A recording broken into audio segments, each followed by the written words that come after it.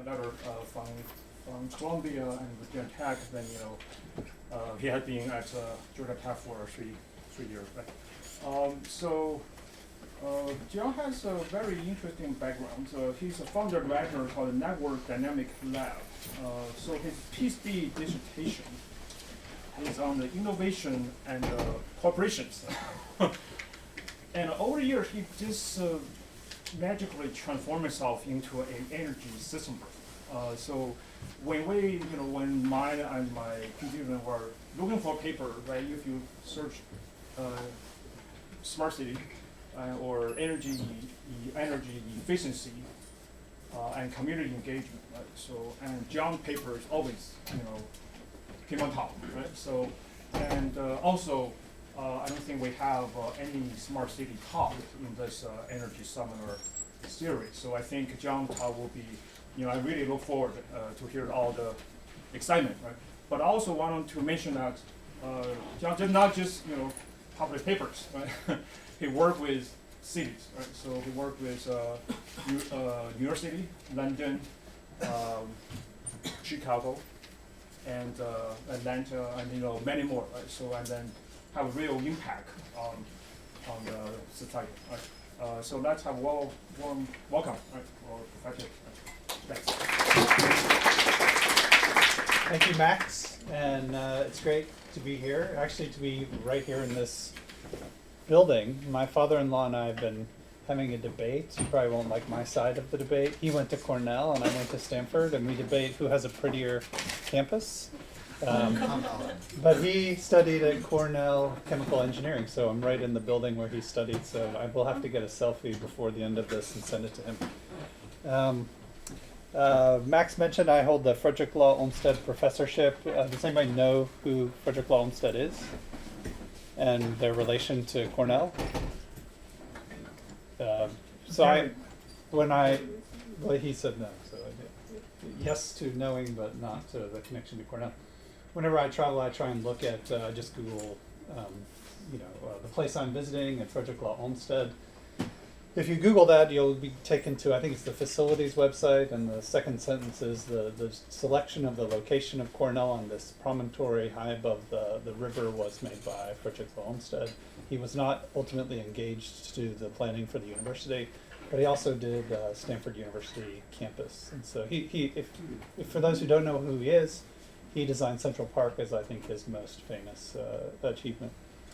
I don't study parks. We do have a paper on obesity rates and proximity to parks, which I won't be talking about today. So you won't be hearing about Olmsted more than this. I'm here to talk about some work we've been doing over the past few years to take work we've done on smart buildings. So Max came across most of the things he's talking about are really single building studies that we did on improving energy efficiency of residential and commercial buildings. How we carried that from the building to first the community level, and then why we made the decision to go beyond the community of buildings or community of single infrastructure components to the city scale in this talk today. I think we already got my background. I did take this is from the webpage that mentions Frederick Law Olmsted at Cornell, that this idea of having a campus up looking down over the river was Olmsted. I have an industry background as well, so I at least looked at the people that I would be meeting with over the course of the day, and there seemed to be industry and impact. In Max's opening comments, he talked about impact. I think because I spent time in industry, I'm also very concerned about the impact of the work. These are some companies that I worked for. This last one that I started, All Star Fleet, was eventually purchased by Fujitsu. And I'm very interested in entrepreneurship. I actually teach a course in entrepreneurship and innovation at Georgia Tech, specifically for civil and environmental engineers, but it's open to whomever. And so I don't get to entrepreneur myself, but I get to entrepreneur vicariously through the students. And these are a couple of companies that were started by my former PhD students. The reason they're marked in yellow is to remind me that both of these students came to Cornell for their postdocs. So for those of you doing PhDs, you may or may not be aware of the Runway program, which helps PhD students through a postdoc to carry their research forward toward potential commercialization. And so Rimas Golbanis and Ardalan Kozrapur each went through that program and started the 2 companies you see there. On-site IQ has nothing to do with energy, but Malka is about program level energy optimization using machine learning techniques to understand, how people are using energy in buildings, make predictions about upcoming energy use, and to design interventions to get people to use energy more efficiently. So I said I would start talking about smart buildings background. The mission of our lab has stayed the same throughout the years. We're trying to understand, you could say, so examine. We're an engineering lab, so we model, but because of the industry background, always looking to improve things. We're looking at big changes occurring at the intersection where humans and engineered networks meet. So you don't see the word energy there. Energy is one of the application areas that we work. I'm not an energy expert. I have published a lot of papers in the area of energy.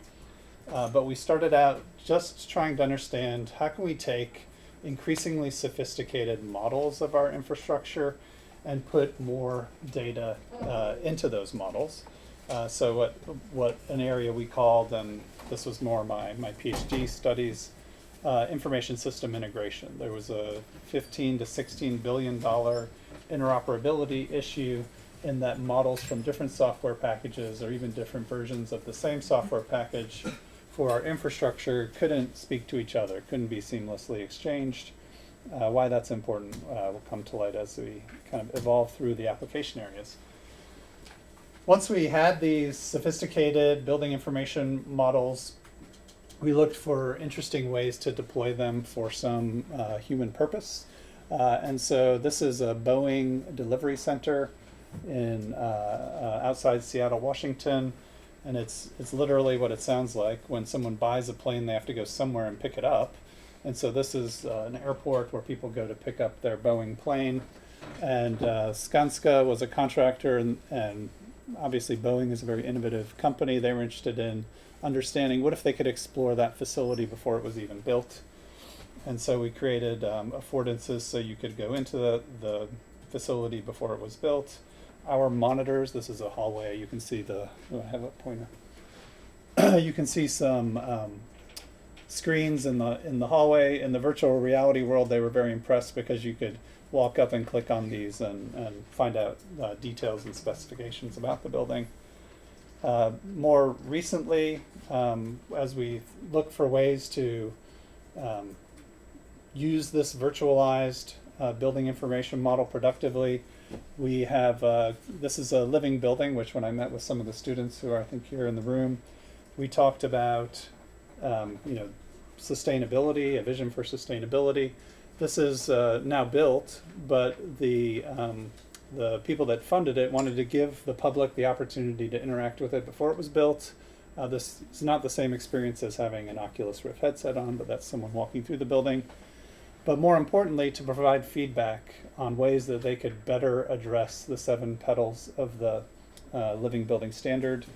If you know the living building standard, a building has to succeed in being net zero energy, net zero water, and 5 other areas for a period of 1 full year before you can get the certification. So it really dictates that you are a sustainable building, not just that you're designed to be sustainable.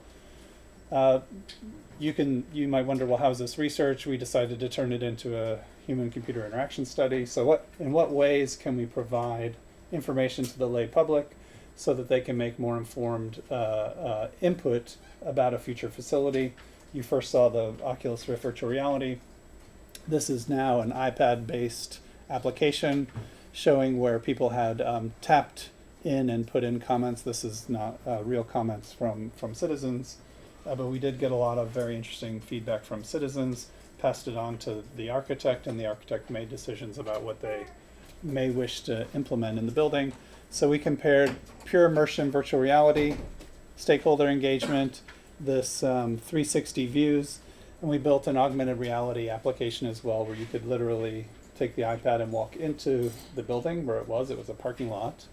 And it was as if the building were there, but you're seeing just a visualization of what it would look like on a real background. So here you see the person has the building is showing. Unfortunately, this video was taken after the construction fence was put up, so we couldn't go inside the building. And so let me ask you, which of the three, full immersion virtual reality, augmented reality, or these 360 views, do you think is more likely to provide stakeholders with sufficient information to decide, what they think about the building and its sustainability components?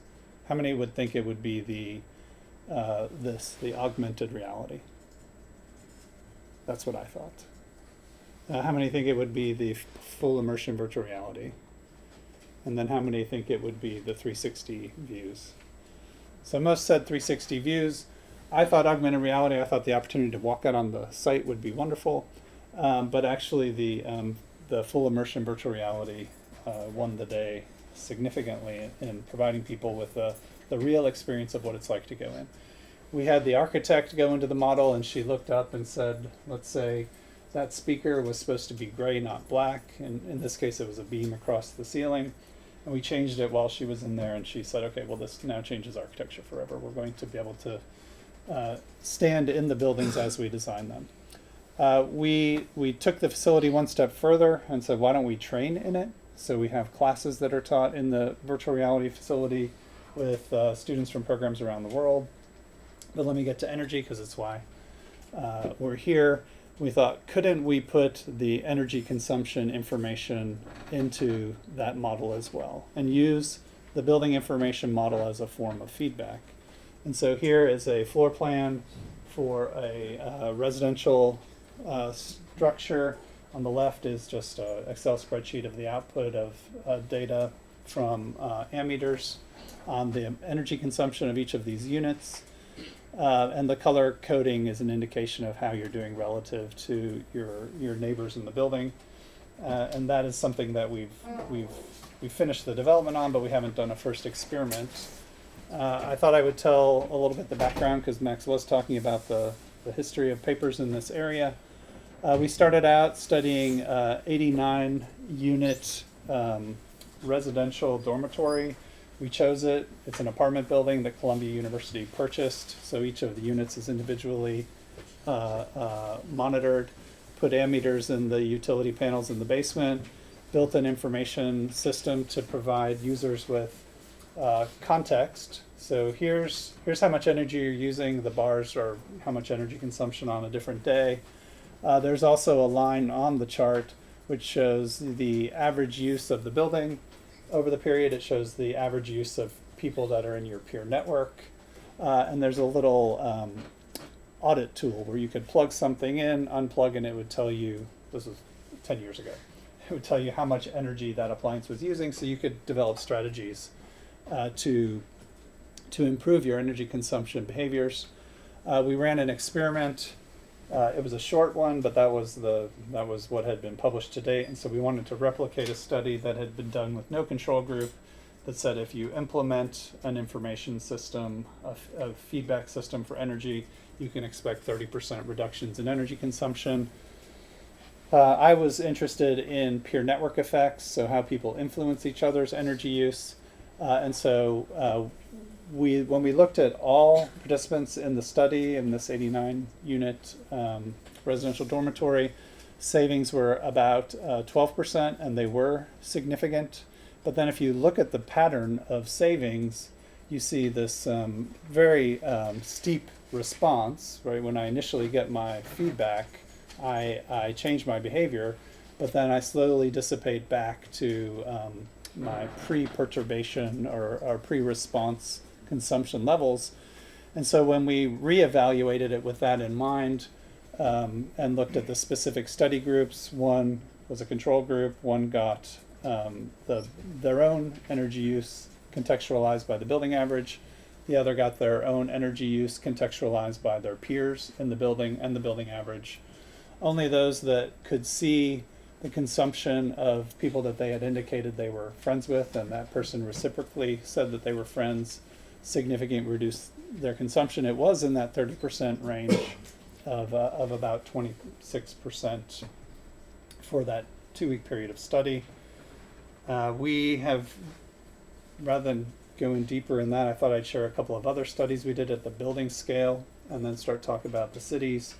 This is a study on energy and water interactions. And so we were curious if people receive their water consumption versus people receive their water consumption contextualized by the amount of embodied energy to transport it, to purify it, and to heat it for their use.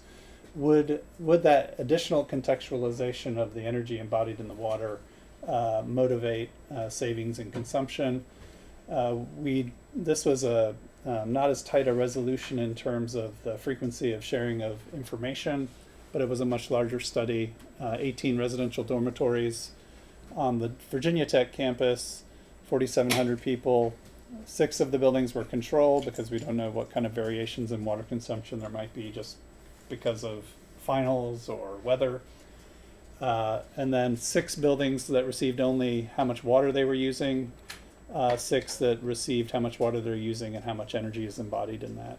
And when we looked at the 3 study groups, well, in particular the 2 study groups, not the control group, there was no significant response to just learning how much water you're consuming, but if it was contextualized by the amount of energy embodied, there was a 7-ish% reduction that was significantly observed across those 6 buildings when compared to the control. We started wondering, well, what aspects of an information system actually drive savings? So I mentioned HCI type studies. So in this case, it's kind of small, but this is the user interface that I showed you before. And we broke it out into its functionality. There was the ability to disaggregate and see how much does this appliance use. There was normative comparison to see how much you're doing relative to your peers, as well as numerically where you could see their average energy consumption. There was a kind of a way to earn points, that you could redeem for pizza that we had in the system as well. And then there's just the historical comparison. And we were curious, with Clickstream, we knew exactly where people were clicking and we knew how much energy they were consuming. First and foremost, do feedback systems work? We found they did. The more you interacted with the system, the more you visited the system, the more energy you saved was a significant finding. And then if we looked, we expected disaggregation to be very positively associated with reductions in consumption. How can you reduce your consumption if you don't know, how much energy things are using? It doesn't, and in later studies we removed it as a feature. It was really not used. The historical comparison and incentives yielded the most significant reductions in energy consumption of the features in the information system. It was interesting because we asked people also, qualitatively, those that saved a lot of energy, why did you do that? But none of them said the incentives, right? It was well, I want to make the world a better place. Having pizza is also good, I guess. All of those studies are residential based, and kind of along the way, after doing a lot of more research than I showed on residential structures, we decided, well, the commercial energy, at least where feedback studies are concerned, is kind of an open space for someone to do a study. And so we designed a study to examine the role of not peer networks, but organizational networks. And so that is, if you're part of the same organization or working group, my thought was that would have a more substantial impact on your energy consumption than if your friend, I can't imagine a friend governing even though we found it, energy use, but I could imagine if my boss made a comment in a meeting that we're trying to use less energy and I'm the only one leaving my lights off when I leave, it might curb that behavior. And so we did a 3-month study. That's all we could get this 6-story building. It's the Denver Alliance for Sustainability building with 98 participants. And we wanted to see if you just received your individual energy use, again, contextualized by the average of the building, or if you also received the organizational network, so data on what people are consuming from your working group, what effect would that have relative to people that aren't part of the study. And in this case, only the organizational network group resulted in significant reductions in consumption of 7%. I think what is maybe interesting to note across these studies, but isn't exactly being said, is that just learning how much energy you're using doesn't necessarily motivate you to reduce energy. And that's how we communicate now, right? You get your bill and you pay. So I know how much I used. I might know how much I use, like relative to a neighborhood, so kind of that building average, if you will. But without some additional level of contextualization, we don't see a change in behavior.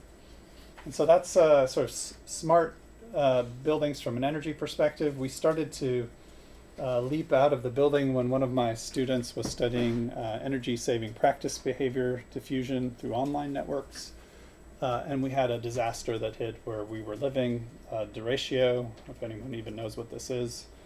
But it's hurricane force winds inland that are a little bit random, unpredicted. And so we became interested in whether or not the same data we were using to study diffusion of energy saving practices can be used to study how people react to a natural disaster.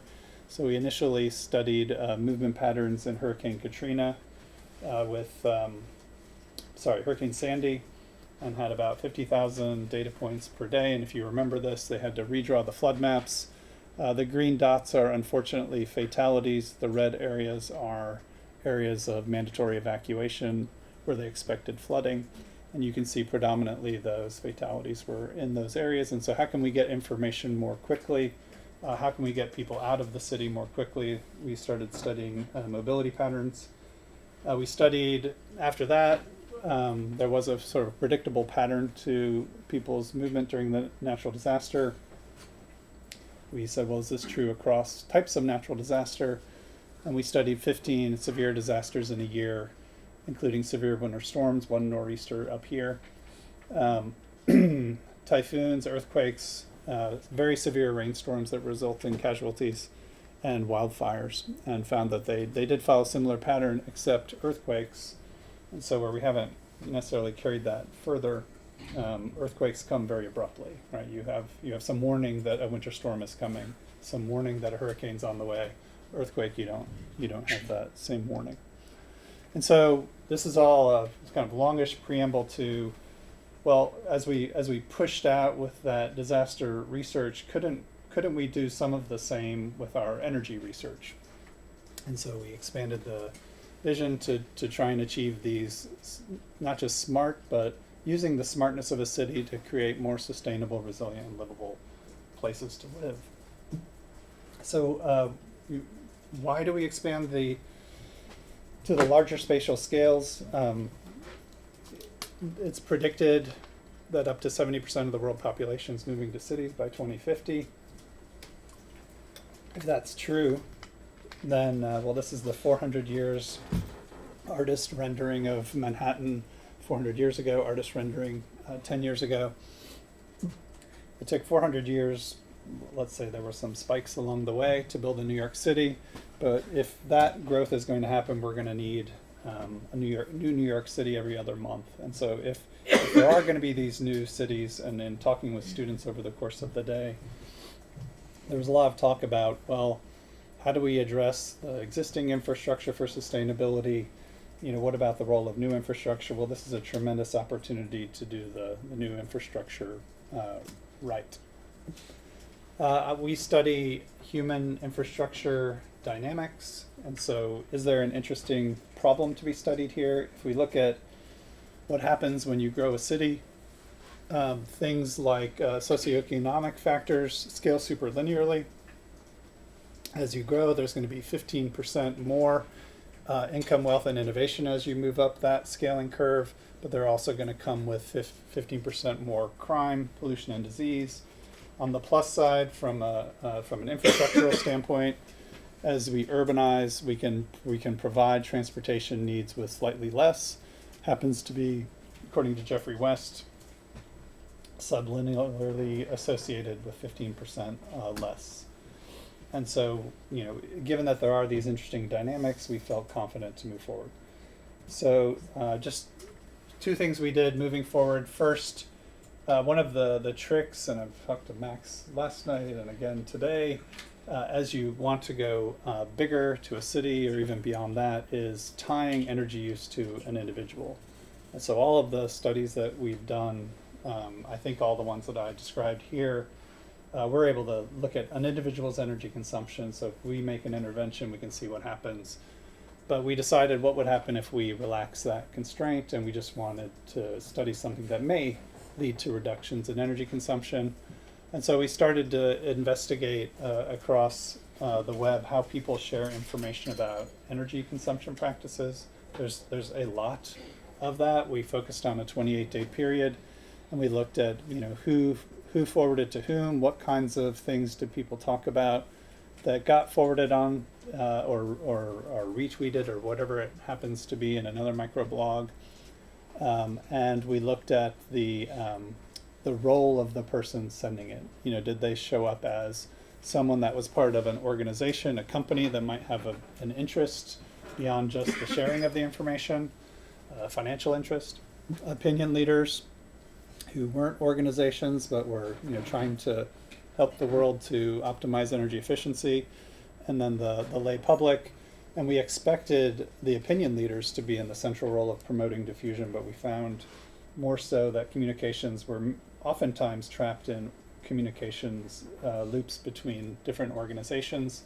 So that was if we took out the connection of the individual's energy use. As we started to scale up, we couldn't get energy use of all the people on a block, and so we instead looked at how does the infrastructure affect itself, right? So in this case, in this quasi-urban area, actually in New York, I think this is in Albany, these series of houses we modeled to see how mutual shading may affect the predictions of energy use for a building. And so we modeled this whole network of buildings to see what inaccuracies were created. We replicated that, even though you may not see this exact thing. We put it in the coldest and the hottest cities in the United States. Those are, if you didn't know, Minneapolis and Miami. If you look at Miami, mutual shading creates a positive benefit all the time. It never gets cold enough to put on the heat. And so all the predictions were overestimating the amount of energy required. Whereas if you take Minneapolis, where there's also hot and cold, you have a varying impact over the year. But the important thing is that the predictions, if you don't consider the physical proximal relationships of the building, will be inaccurate. I mentioned, and I probably not delivered very well on, we try also to improve. When I was at Virginia Tech, we endeavored to start a bio-inspired building program, and we had one student come up with a mitigation measure. This is a Snowdrop Flower, and I've taken a picture with a flash, and you can see it has a kind of a retro-reflective property to it. And we said, well, what if we put that on the surface of the building so that the light doesn't get trapped between them, but instead is reflected back up? What effect would that have? And found that it led to not huge, but some passive reductions of 8 to 10% across different metropolitan areas in the United States. We specifically chose 2 cities in each climate zone. All right, so 30 minutes in, what about smart city digital twins? So we wondered if we want to try and integrate this, right? So we don't just want to study physical infrastructure. We don't just want to study people detached from physical infrastructure. Can we expand this more community scale work to create a digital twin of a whole city? This is a photograph of the city of Atlanta, and this is one image from a digital twin we created for the city.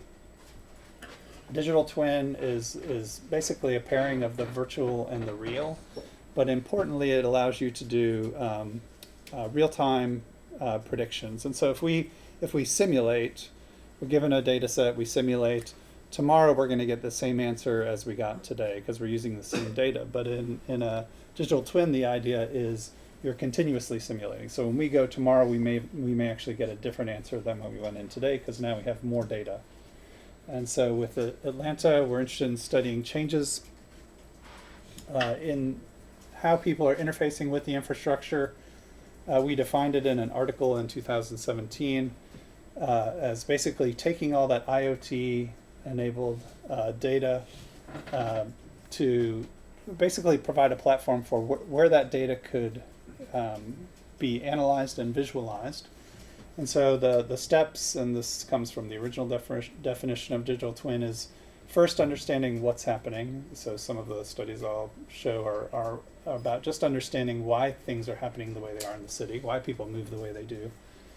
So what's happening, why is it happening? And then an important component is scenario planning. So what if in Atlanta there's a bridge collapse on Interstate 85, which is something that happened, or the Commissioner of Transportation for Atlanta wants to know, what if we construct a building here? What effect will that have on traffic, both during construction and after? And we were both heartened and concerned when an analyst report came out in September saying there would be 500 of these for different cities by 2025.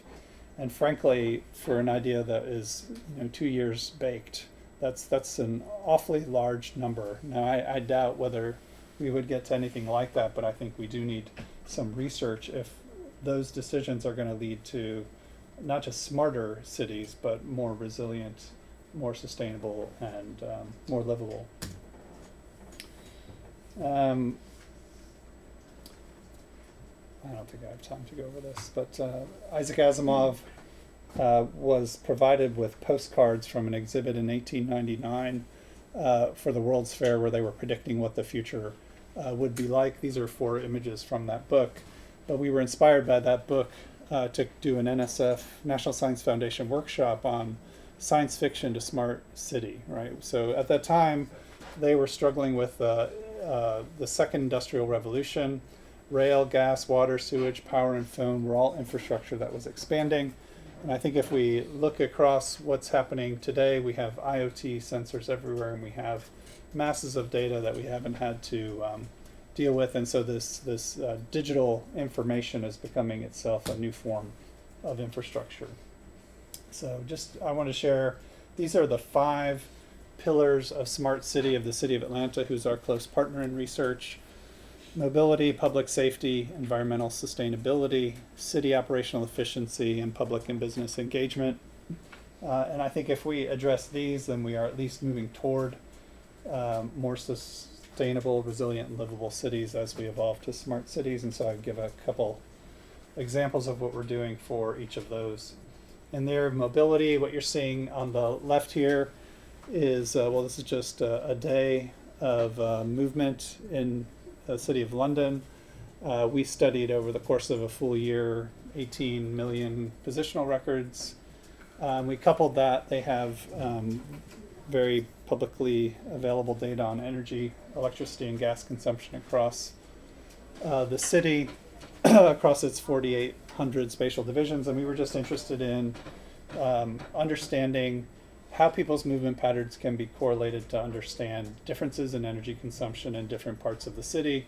What's the range of, those images at the right are kind of what's the range of predictability, and how can we take advantage of people's daily movement patterns from work to home and back and forth to shop to decide where are the best places to make interventions. City of Chicago also has very good data. This is mobility data over a 24-hour period, and it's repeating in the City of Chicago. And this is energy use intensity across the city. And with this work, we were able to show, perhaps not surprisingly, that the energy consumption moves with people. All right, so if in the future we're going to create distributed energy effectively, we'd want to know how people's daily diurnal movement patterns might be associated with consumption.